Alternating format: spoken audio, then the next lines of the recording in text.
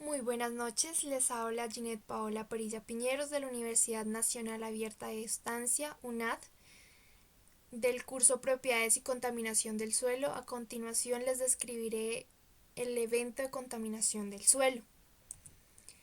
En el diagnóstico del problema encontramos que en la sabana de Bogotá, que actualmente se encuentra con uso para cultivos de hortalizas como repollo, brócoli, apio, lechuga y cebolla, el suelo tiene un manejo de manera convencional donde se aplican pesticidas, herbicidas y el riego es por aspersión.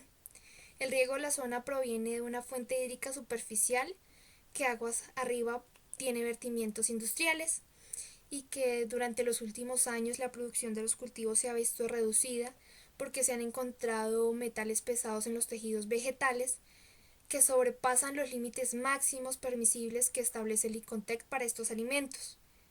Los elementos como el cadmio y el arsénico y el plomo sobrepasan significativamente los límites tóxicos en el suelo y pues estos son los que están generando la reducción de la productividad. Entonces a continuación vamos a describir algunas características del suelo, que como ya les describí, la localización es la sabana de Bogotá.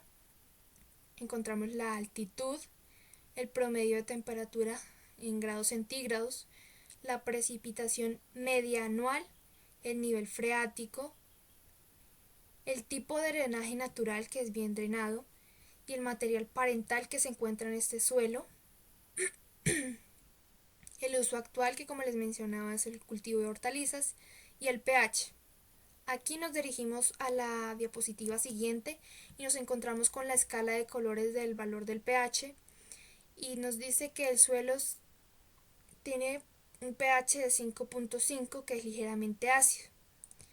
Nos devolvemos y encontramos el porcentaje de materia orgánica que es un 12%, la granulometría que nos presenta un porcentaje de arenas de 64, de limos de 24, de arcilla de 12.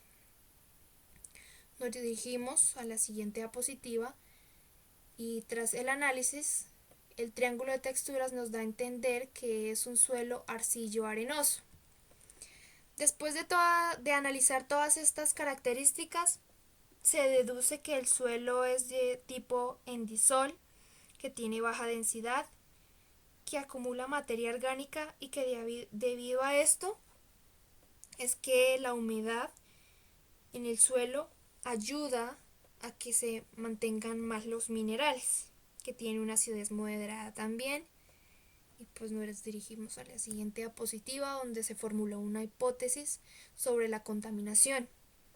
Y pues después del estudio de los contaminantes que anteriormente les había mencionado, como el cadmio, el plomo y el arsénico, se pudo deducir que el plomo es proveniente de industrias metalúrgicas, que el cadmio y el arsénico es proveniente de baterías y de una industria de baterías y pesticidas, y estas industrias disponen los residuos sobre las aguas que luego son utilizados por los agricultores por el suelo para el riego de los suelos y de estos cultivos. Allí es donde se empieza a generar una contaminación más fuerte y pues el suelo empieza a dar todos estos contaminantes a las plantas y las plantas empiezan a disminuir su productividad. ¿Qué hacen los agricultores? Pues empiezan a aplicar fertilizantes y fungicidas, pues las plantas empiezan a disminuir su capacidad de defenderse ante las plagas. Esto contamina aún más el suelo y se crea como un ciclo contaminante, si lo podríamos describir así. Pero para esta contaminación tenemos una propuesta que solucionaría el tema de la contaminación del suelo. Yo propongo el abono orgánico, que es demasiado viable en todos los aspectos. Y pues el abono orgánico es un conjunto de materia orgánica que pasa por un proceso de descomposición o fermentación según sea el caso del abono que vamos a preparar. Y el proceso es natural, provocado por el sol, por el agua o por el viento. Vamos a describir un poco el proceso para generar un compost, que fue el abono orgánico que yo decidí que es mejor utilizar. Entonces en la preparación del abono compost encontramos que se revuelven los ingredientes Los ingredientes principales serían el agua, la ceniza, el material vegetal y pues también allí podemos revolverlo con estiércol de animales, que es el principal ingrediente, que generalmente el estiércol debe ser de vaca o de caballo, que es más preferible para esta clase de compost. Luego, el compost pasa por un proceso que se tiene que tapar. Después de unas semanas encontramos que se debe hacer un volteo y encontramos también que se debe cubrir con un plástico y esto aumenta la temperatura y ayuda a la descomposición de los ingredientes. Ya después encontramos el abono ya listo para empacar y exponer sobre el suelo contaminado, y aquí ya encontramos la aplicación del abono sobre el lugar de contaminación.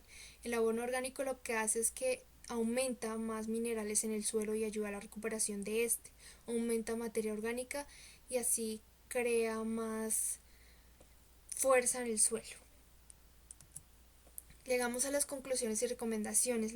Las conclusiones, pues la contaminación del suelo es un tema que afecta a todos los aspectos, en especial al mismo productor de la contaminación. Y pues las distintas maneras de cultivar generan a corto y a largo plazo problemas ambientales y a la salud. Entonces hay que mirar la forma en que cultivamos. Y pues para poder distinguir cuánto afecta a la disposición de contaminantes en el suelo, pues primero hay que saber sus características, su pH y así poder deducir el suelo que estamos tratando y la manera en que lo vamos a remediar. Recomendaciones personales sería tener más cuidado con las cosas que aplicamos al suelo. Hay distintas formas de cultivar sin contaminar el suelo.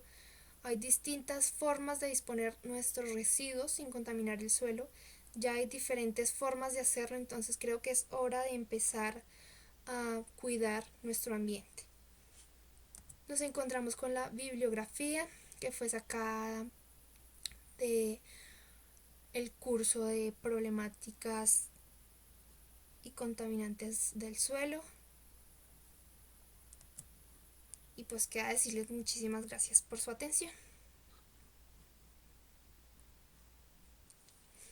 Muy buenas noches, les habla Ginette Paola Perilla Piñeros de la Universidad Nacional Abierta de Estancia, UNAD, del curso Propiedades y Contaminación del Suelo. A continuación les describiré el evento de contaminación del suelo.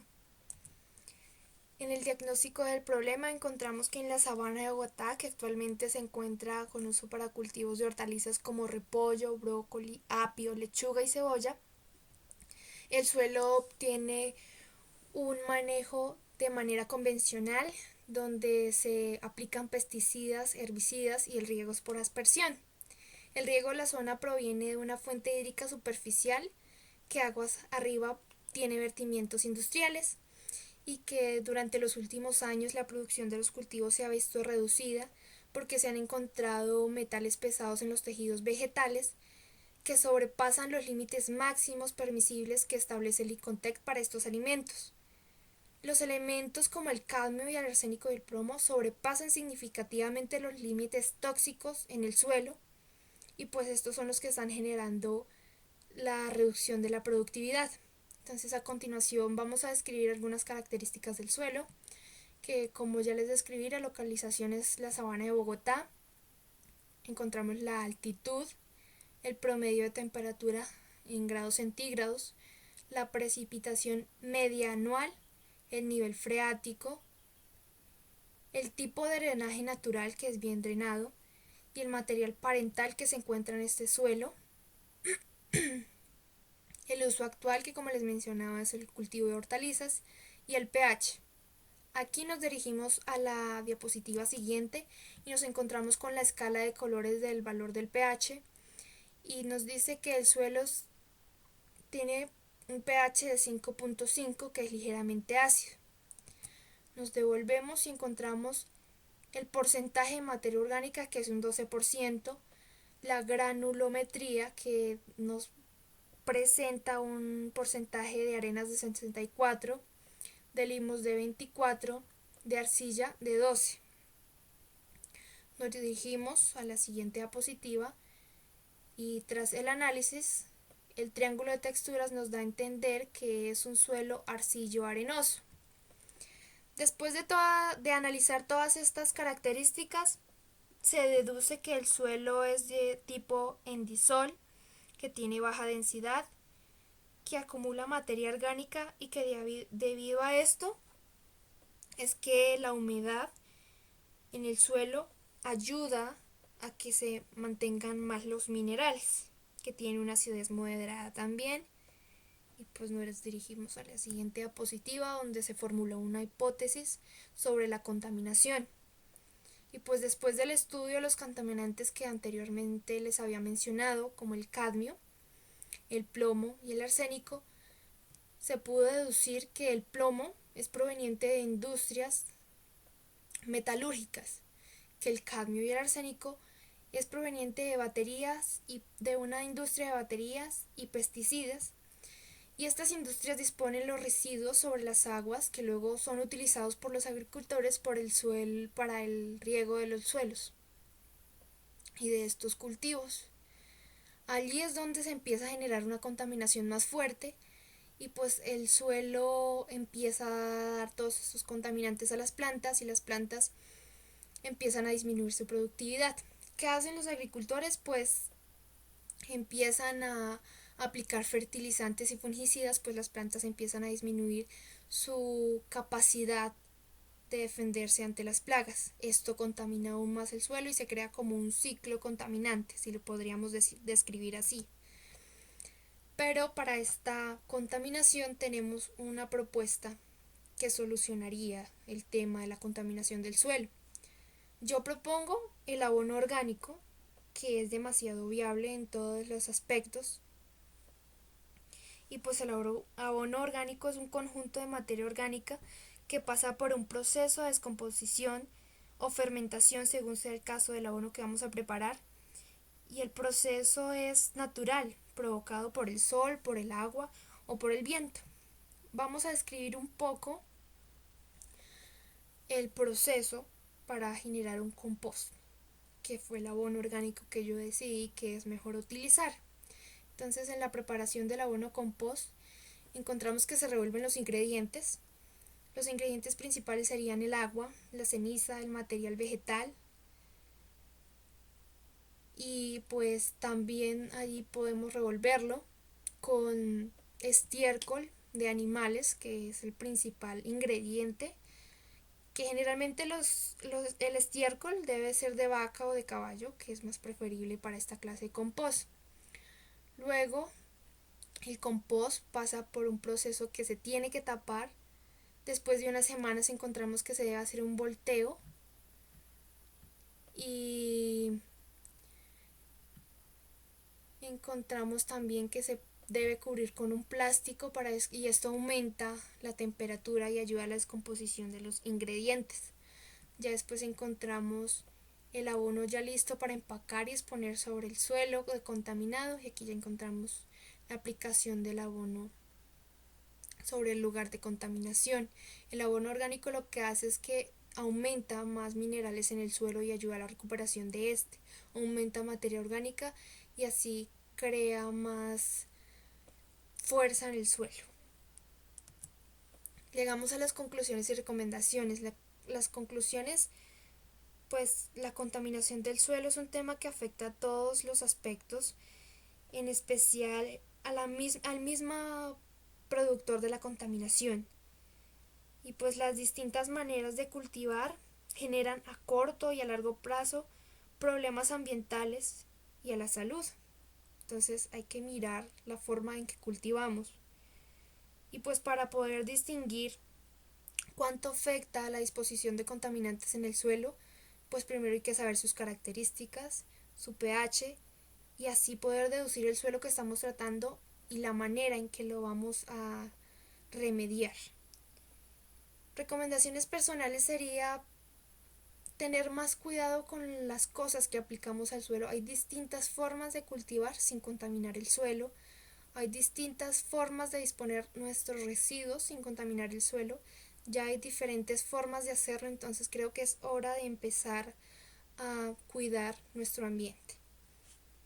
Nos encontramos con la bibliografía que fue sacada de el curso de problemáticas y contaminantes del suelo.